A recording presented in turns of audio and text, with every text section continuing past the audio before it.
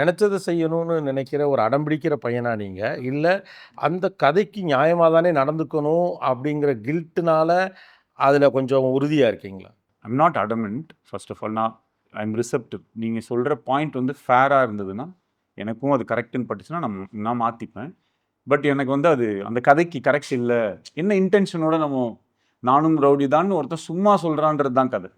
நிஜமா சொல்கிறான்றது கதை இல்லை. ஏன்னா நான் ரவுடி தான் இல்லை, நானும் ரவுடி தான். நானும் ரவுடி தான் ஒருத்தன் கதை சொல்கிறான். அவன் வந்து எல்லா படத்துலையுமே எல்லா பெரிய ஹீரோ ஃபிலிம்லையுமே நான் ரவுடி தான்றதை உண்மையாக சொல்கிறது தான் அந்த படம்.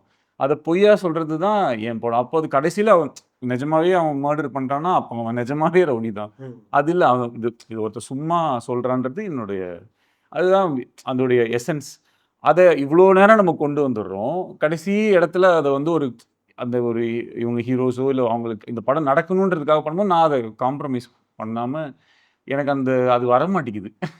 அந்த மாதிரி நான் நிறையா இந்த ஒரு ஏரியாவில் நான் என் வாழ்க்கையில் நான் நிறையா இழந்திருக்கேன். பட் ஆனால் அதை நான் கரெக்டாக எனக்கு பிடிச்ச மாதிரி நான் ப்ரெசென்ட் பண்ணும்போது எனக்கு வர அந்த ஹையும் அந்த சந்தோஷமும் எனக்கு தெரிஞ்சு அதை மேட்சே ஆகாது.